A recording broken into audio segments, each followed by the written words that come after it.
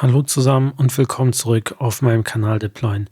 In diesem Video zeige ich euch Schritt für Schritt, wie ihr Caddy mit CrowdSec absichert. Jeder von uns kennt das Problem. Wir setzen einen Reverse Proxy auf, öffnen die Ports 80 und 443 und plötzlich prallen unzählige automatisierte Scans auf unseren Server ein. Ein Standard-Proxy wie Caddy ist in der Grundkonfiguration blind für diese Angriffe. Er leitet den Traffic einfach nur weiter, egal ob es ein echter Nutzer oder ein bösartiger Bot ist. Einige von euch nutzen vielleicht Fail2Ban, aber wer Docker einsetzt, weiß, wie frustrierend es sein kann. Fail2Ban kämpft oft mit den IP-Tables-Regeln von Docker, was dazu führt, dass Sperren nicht greifen oder das Netzwerk blockieren. Unser Ziel für heute ist, wir bauen eine Lösung, die nicht nur stumpf blockiert, sondern Angriffe erkennt, bevor sie Schaden einrichten. Wir kombinieren Caddy als modernen Proxy mit CrowdSec, der sogenannten Community Firewall, zu einem echten Intrusion Prevention System. Warum sollten wir uns überhaupt mit CrowdSec beschäftigen, wenn es doch einfache Blacklists gibt? Wenn ein Nutzer irgendwo auf der Welt einen neuen Angriff erkennt, wird dieses Signal anonymisiert geteilt und schützt sofort alle anderen Teilnehmer. Das ist ein riesiger Vorteil gegenüber statischen Listen, die oft veraltet sind. CrowdSec erkennt dynamische Verhaltensmuster wie aggressives Path-Fuzzing oder Brute-Force-Attacken in Echtzeit.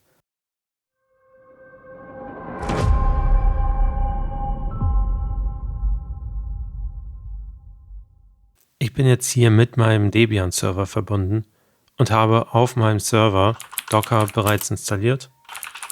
Also ich nutze jetzt hier die Docker-Version 29.3.0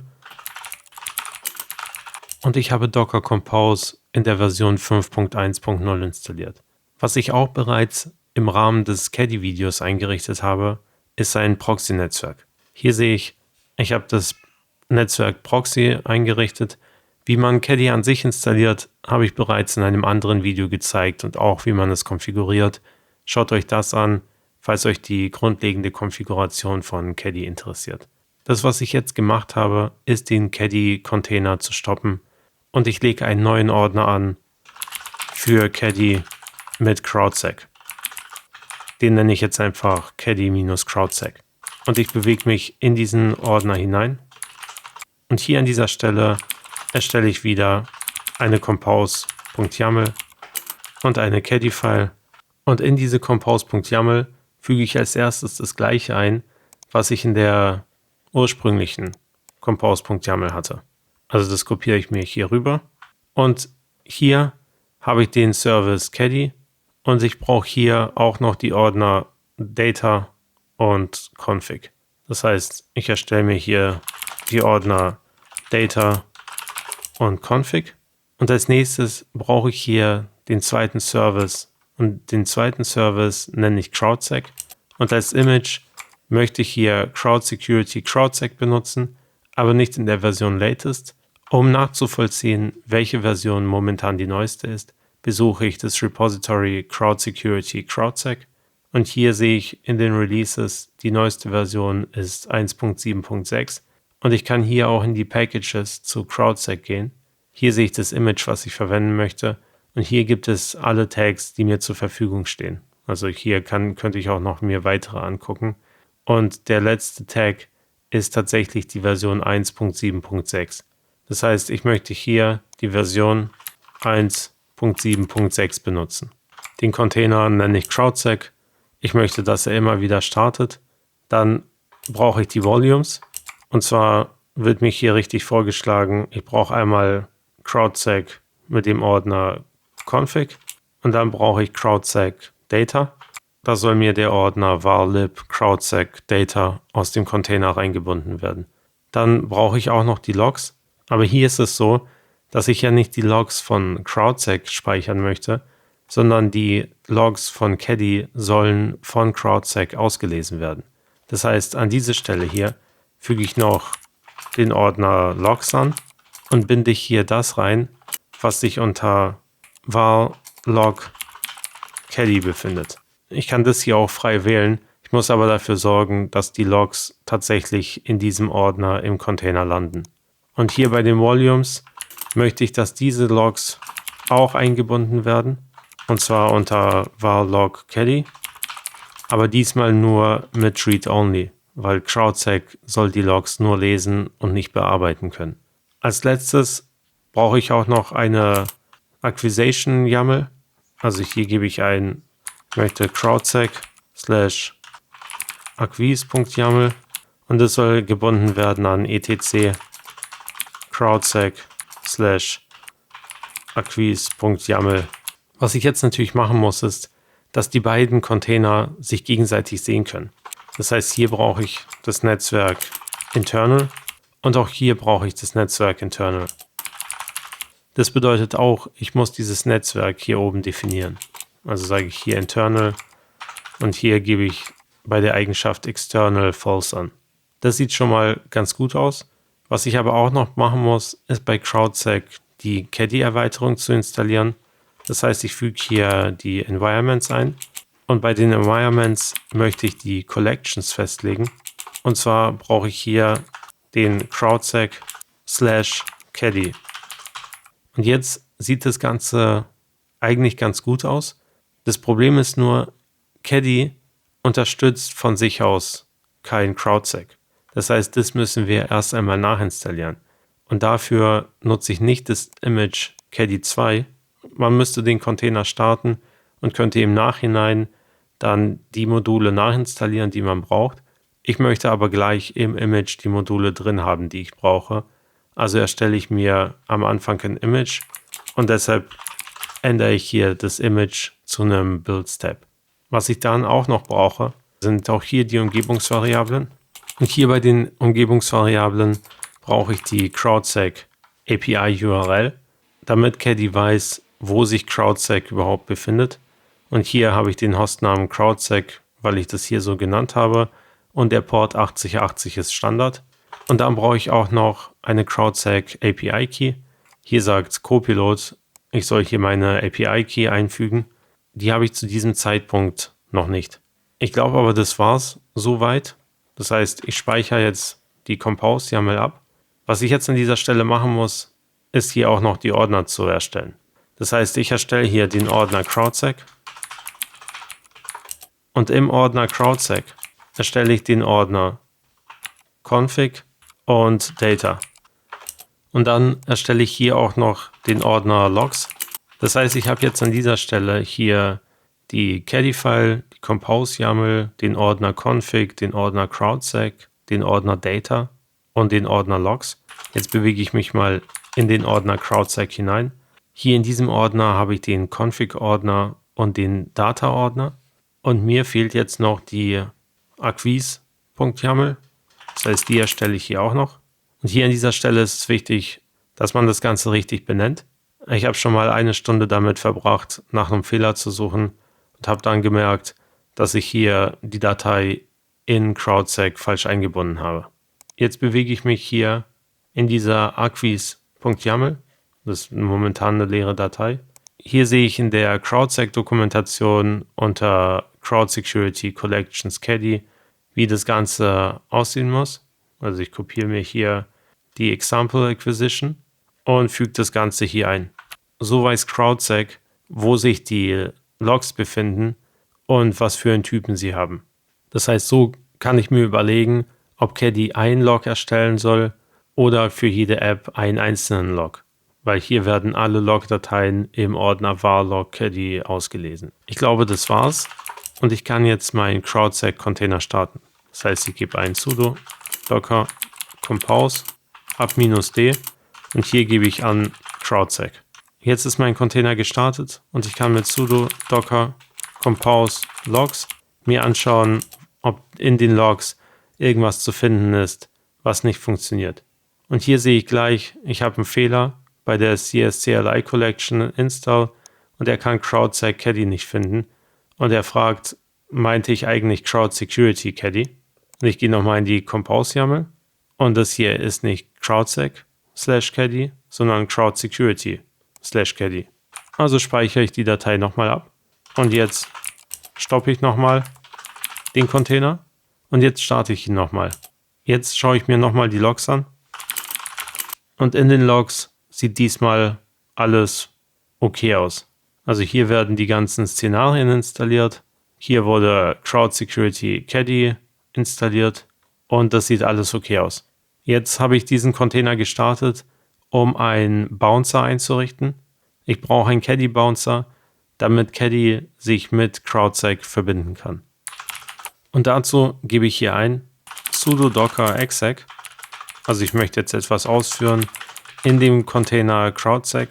Und zwar läuft hier alles über CSCLI. Und ich gebe hier den Befehl ein bouncers add. Und das Ganze nenne ich caddy-bouncer. Und jetzt bekomme ich an dieser Stelle einen API-Schlüssel. Und den kopiere ich mir. Und ich füge ihn hier in die Compose-YAML ein. An dieser Stelle habe ich jetzt den API-Key hier eingetragen. Was mir aber noch fehlt, damit das Ganze überhaupt starten kann, ist hier der Befehl, was überhaupt gebaut werden soll. Also gehe ich einen Schritt zurück und erstelle mir ein Docker-File. Jetzt bin ich hier im Repository von HS Lattmann, und zwar dem Caddy CrowdSec Bouncer. Hier in diesem Repository gehe ich in den Ordner Docker und hier sehe ich eine Docker-File und eine config.json. Das heißt, hier sehe ich eine Beispiel-Docker-File, wie mein Caddy erweitert werden kann. Das füge ich hier ein. Jetzt schauen wir uns noch mal kurz an, was hier überhaupt passiert. Hier wird einfach die Version 2 festgelegt. Hier wird Caddy Version 2, und zwar in der Builder Alpine Version, heruntergeladen. Mit Xcaddy werden hier zusätzliche Module installiert, und zwar insbesondere hier die Caddy Bouncer. Und dann wird noch einmal das richtige Caddy in der Version 2 heruntergeladen.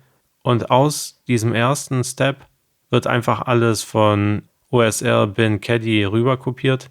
Und das war es eigentlich auch schon. Das heißt, wir entfernen uns nicht sehr weit von der echten Caddy-Version, sondern das Einzige, was wir machen, ist hier noch ein paar zusätzliche Module hinzuzufügen. Das heißt, was ich jetzt hier eingeben kann, ist sudo docker compose up-d --build. Und hier müsst ihr darauf achten, dass euer Server genügend Ressourcen hat, um das Ganze auszuführen. Weil hier kann es dazu führen, dass der Server sehr stark ausgelastet wird und abstürzt. Insbesondere dann, wenn man einen sehr kleinen Server hat, also nicht genügend Arbeitsspeicher oder nicht genügend CPU-Power. Hier werden jetzt die ganzen Dinge installiert und die Auslastung ist hier schon sehr hoch. Und wie man hier sehen kann, kann dieser Vorgang relativ lange dauern. Das heißt, es ist vielleicht ganz schlau, sich an dieser Stelle einen Kaffee holen zu gehen. Jetzt nach fast 5 Minuten ist das Ganze fertig, aber ich kriege hier den Fehler, dass die Caddy-File nicht gefunden wurde. Und das liegt einfach daran, dass ich hier Caddy-File falsch benannt habe und das Ganze mit einem kleinen f heißen muss. Und jetzt steht hier, ich kann das nicht umbenennen, weil hier sich bereits eine Caddy-File befindet. Das heißt, ich gucke jetzt erstmal, was liegt hier wirklich vor, und ich sehe hier, es gibt den Ordner Caddy-File und die Datei Caddy mit einem großen F-File. Was ich mache, ist jetzt hier nochmal alles zu stoppen, also insbesondere Caddy zu stoppen. Und jetzt lösche ich den Ordner Caddy-File und ich lösche die Datei Caddy-File. Und jetzt erstelle ich einfach eine Caddy-File mit einem kleinen f. Jetzt starte ich das Ganze wieder und jetzt gucke ich mir die Logs von Caddy an. Also ich gebe hier einen Logs Caddy und ich sehe hier, dass es ein Problem gibt. Das liegt aber daran, dass ich die Caddy-File überhaupt nicht ausgefüllt habe. Also ich stoppe einmal nochmal Caddy. Ich gehe in die Caddy-File und probiere jetzt einfach mal aus eine Weiterleitung von nginx.pixam.de. Hier möchte ich einen Reverse Proxy haben, und zwar einen Reverse Proxy an Nginx mit dem Port 80. Es befindet sich auf meinem Server momentan noch der Container Nginx aus meinem alten Video, der hier läuft. Jetzt starte ich das Ganze nochmal und ich gucke mir die Logs an. Und jetzt sehe ich hier immer noch Fehler, weil hier etc caddy config.json nicht gestartet werden konnte. Und jetzt gucke ich mir noch einmal meine Docker-File an. Und hier in der Docker-File sehe ich, dass im letzten Schritt hier ausgeführt werden soll die Config aus etc caddy config.json. Ich möchte aber gar nicht config.json, also dazu müsste ich mir hier die config.json herunterladen. Das ist hier eine Standard config.json, um zu gucken, ob alles noch funktioniert. Die brauche ich jetzt aber nicht, außer irgendwas würde nicht funktionieren, sondern ich möchte meine Caddy-File benutzen und die wird standardmäßig benutzt. Also lösche ich hier diesen ganzen Befehl hier. Ich speichere die Docker-File nochmal ab und jetzt führe ich nochmal aus sudo docker compose ab -d und jetzt fehlt mir noch --build, damit das Ganze nochmal neu erstellt wird. Diesmal geht es deutlich schneller, weil das meiste aus dem Cache geladen wird. Und jetzt gucke ich mir nochmal die Logs an und diesmal scheint alles okay zu sein. Das heißt, an dieser Stelle versuche ich jetzt meine Seite zu erreichen und ich kann sie erreichen. Das heißt, mein Proxy-Dienst funktioniert ganz normal. Ich bekomme hier mein SSL-Zertifikat. Alles läuft so wie gewohnt. Jetzt müssen wir aber natürlich CrowdSec integrieren. Das heißt, was ich mache, ist, ich muss die Caddy-File anpassen. Und zwar hier möchte ich erst einmal festlegen, dass überhaupt ein Log für diesen Dienst erstellt wird. Weil ohne ein Log kann auch CrowdSec nichts auslesen und dann wird es nicht funktionieren. Das heißt, ich lege hier den Block Log an und in diesem Block sage ich erst einmal Output-File und dann, wo sie abgelegt werden soll. Und hier ist es wichtig, dass das Verzeichnis hier das gleiche ist wie das, was in der Compose-YAML angegeben ist. Also hier var log caddy, dort ist mein Log und dann möchte ich hier die Datei access.log erstellen. Ich könnte sie aber auch irgendwie anders nennen. Also ich könnte sie nginx access.log benennen, wenn ich viele Dienste habe und die voneinander unterscheiden möchte. Und dann kann ich auch noch das Format festlegen und ich sage hier Format soll sein JSON. Und jetzt speichere ich das Ganze ab und jetzt starte ich nochmal Caddy neu. Also ich stoppe den Container und ich starte ihn wieder. Und jetzt rufe ich noch einmal die Seite auf. Und jetzt gucke ich mir an, ob ich irgendwas im Access-Log sehe. Das heißt, ich gehe zum Access-Log, habe aber keine Zugriffsrechte darauf. Das heißt, was ich mache, ist es mit sudo auszulesen, sudo cat logs und dann Access-Log. Und hier sehe ich, dass ich versucht habe, die Seite aufzurufen.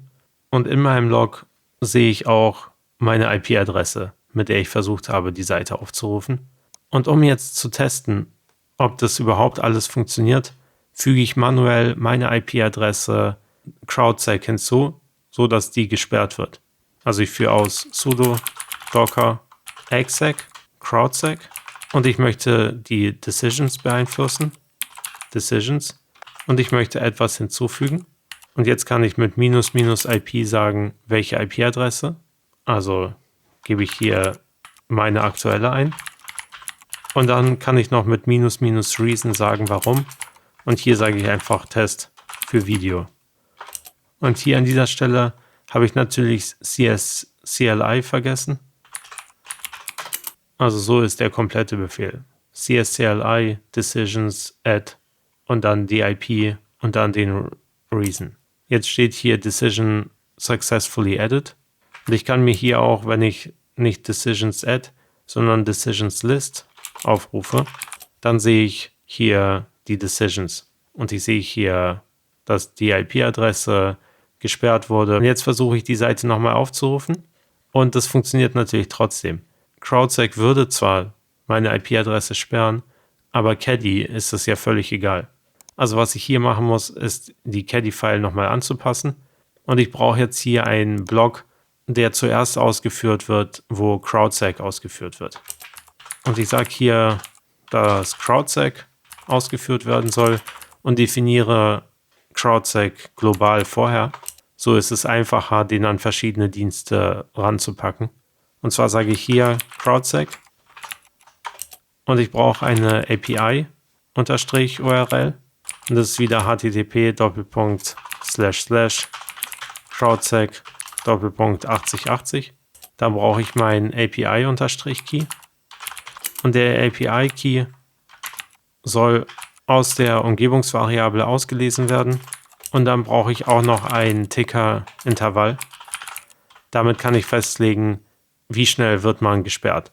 Also wahrscheinlich ist ein gutes Ticker-Intervall 15 Sekunden. Aber hier für das Video nehme ich 10 Sekunden, damit ich nicht so lange warten muss. Und jetzt habe ich hier alles festgelegt. Was ich auch noch zur Sicherheit machen könnte, wäre hier zu sagen, dass hier von der Reihenfolge her CrowdSec als erstes ausgeführt werden soll. Also sage ich hier Order CrowdSec first. Beim Host nginx.pixam.de wird zuerst CrowdSec ausgeführt, dann wird ein Log generiert. Erst wenn CrowdSec das Ganze weiterleitet, gibt es einen Reverse Proxy zu Nginx. Ansonsten ist man halt gesperrt und kriegt einen Fehler 403 zurück. Jetzt speichere ich die Caddy-File. Ich stoppe nochmal Caddy und ich starte nochmal Caddy. Und jetzt gucke ich, ob ich die Seite immer noch erreichen kann. Und ich kann die Seite nicht mehr erreichen. Ich sehe hier den Fehlercode 403 und ich bin davon gesperrt. Jetzt könnten wir hier in den Logs gucken, was hier drin steht. Und hier sehe ich hier im Log von CrowdSec, dass meine IP-Adresse gesperrt wurde. Was ich jetzt machen kann, ist mich wieder zu entsperren. Und zwar mit sudo docker exec CrowdSec CSCLI. Ich gehe wieder zu den Decisions und jetzt möchte ich delete statt add und kann wieder eine IP-Adresse hinzufügen. Und jetzt habe ich aber leider die IP-Adresse vergessen. Das heißt, ich führe erstmal list aus und dann delete --IP und ich trage hier die IP-Adresse ein. Und sobald ich das ausgeführt habe, lade ich die Seite neu und ich kann sie wieder erreichen. Das heißt, jetzt habe ich die Möglichkeit, IPs auszusperren. Die Sache ist natürlich nur, das Ganze muss automatisch erfolgen.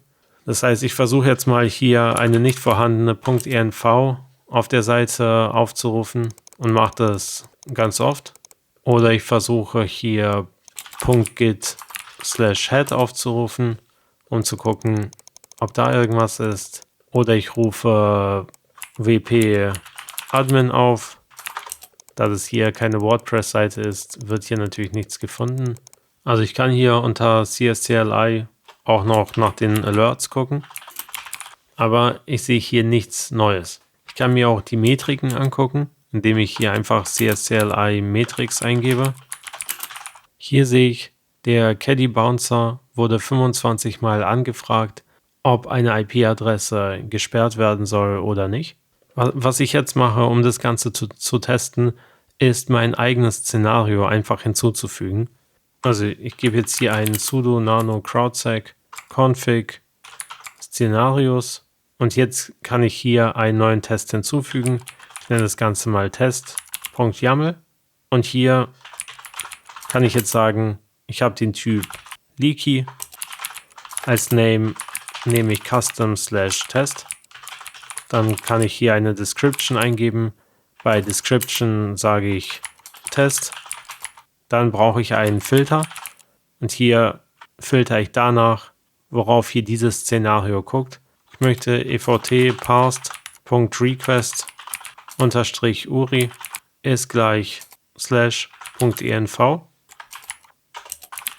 Dann gruppiere ich das Ganze nochmal nach den IP-Adressen. Die bekomme ich aus evt.meta.source_ip. Dann kann ich hier eine Capacity festlegen. Das heißt also, wie oft darf das Ganze passieren. Also wenn ich hier eine 1 eingebe, sage ich beim ersten Versuch, die ENV aufzurufen, reicht es schon und man wird gesperrt. Dann kann ich hier ein Leak Speed festlegen. Hier sage ich 10 Sekunden. Das dürfte aber in diesem Fall egal sein. Dann kann ich mit Black Hole sagen, wie lange wird man gesperrt. Zum Beispiel 1 Minute. Und dann kann ich das Ganze noch mit Labels versehen. Und bei Labels kann ich sagen, Type ist ein Test und Remediation ist True. Ich möchte damit einfach nur testen, ob ein Szenario automatisch greifen würde.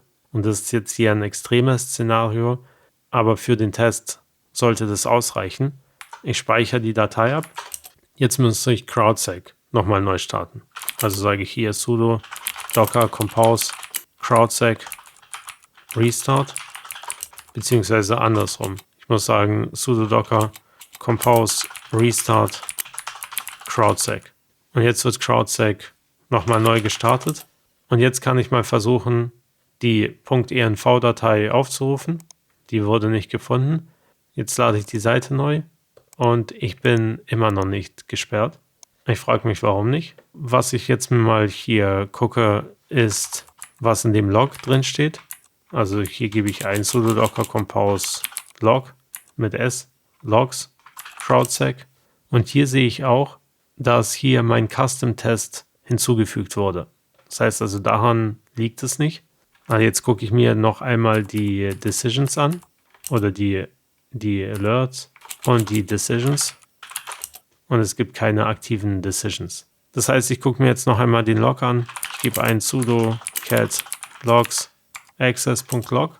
Interessanterweise, wenn ich hier ein bisschen hochscrolle, sehe ich im Übrigen schon, dass mein Server angegriffen wird, beziehungsweise dass jemand hier live, während ich das aufnehme, versucht, hier eine Schwachstelle zu finden. Also hier wird Storage Logs Stripe.log sich angeguckt oder Error.log oder Serverinfo, Manage/env, Horizon, API Stats und so weiter. Also es folgen einfach ganz viele Aufrufe auf verschiedene Unterseiten, die hier alle nicht existieren. Jetzt nehme ich aber hier das, was ich als letztes ausgeführt habe. Und was ich jetzt hier ausführe, ist sudo docker exec und wieder crowdsec cs cli explain --type caddy --log. Jetzt füge ich hier in Anführungszeichen den Log ein. Und jetzt sage ich hier noch -v. Dann brauche ich eine Pipe. Und zwar suche ich nach dem Wort parsed. Das müsst ihr natürlich nicht machen, sondern was ich jetzt hier versuche herauszufinden, wie die Variablen tatsächlich heißen, die ich versuche auszulesen. Und hier sehe ich evt parsed.request ist /.env. Das heißt, ich gehe jetzt nochmal in die Datei rein, also in mein Szenario, das ich erstellt habe. Und hier war das Ganze evt.parsed.request ohne Unterstrich URI. Das heißt, ich speichere jetzt diese Datei so ab und starte noch einmal crowdsec neu. Sudo docker compose down crowdsec und dann nochmal ab -d. Jetzt versuche ich das Ganze nochmal. Ich rufe hier die Seite auf. Ich rufe sie nochmal auf. Und jetzt bin ich gesperrt. Das heißt, jetzt kann ich hier ausführen sudo docker compose cscli decisions list. Und ich sehe hier, ich wurde gesperrt. Und hier sehe ich auch bei den Alerts, dass ich einmal gesperrt wurde wegen meines Tests und dann noch einmal mit dem Reason Custom/Test. Und was ich natürlich bei mir selbst machen sollte, wäre vielleicht eine Whitelist anzulegen. Was ich dafür machen müsste, wäre hier eine Datei anzulegen, also mit sudo nano, dann wieder crowdsec, dann config, dann parsers und da brauche ich die S02 Parsers, also enrich. Und hier lege ich einfach die Datei whitelist.yaml an. Und hier kann ich dann zum Beispiel eintragen Name Custom Whitelist. Dann kann ich hier eine Description einfügen. Description Test. Und dann kann ich hier eine Whitelist festlegen. Also ich habe einen Reason. Zum Beispiel kann ich sagen, das ist meine eigene IP. Und dann kann ich hier über IP festlegen, welche IPs hier nicht gesperrt werden sollen. Also jetzt kann ich hier irgendeine IP-Adresse eintragen und die wird dann nicht mehr gesperrt. Und damit haben wir es jetzt geschafft. Euer Docker-Server wird jetzt von einem System geschützt, das aktiv mitlernt und Angriffe versucht im Keim zu ersticken. Wir haben Caddy mit einem Bouncer ausgestattet und crowdsec dahinter geschaltet. Falls ihr das einsetzt, solltet ihr regelmäßig die Metrics euch angucken, damit ihr seht, welche Szenarien am häufigsten anschlagen. Für den Anfang braucht ihr nicht eure eigenen Szenarien noch dazu zu packen. Falls euch dieses Tutorial geholfen hat, euren Server sicherer zu machen, lasst mir gerne ein Like da und abonniert gerne den Kanal Deployen. Schreibt mir eure Fragen oder Probleme mit dem Setup direkt in die Kommentare. Vielleicht können andere oder ich dabei helfen. Vielen Dank fürs Zuschauen und bis zum nächsten Mal.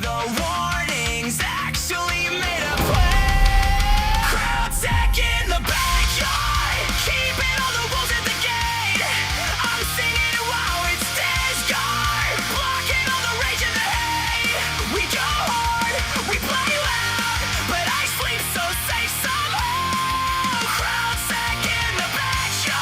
try, but you're not yet.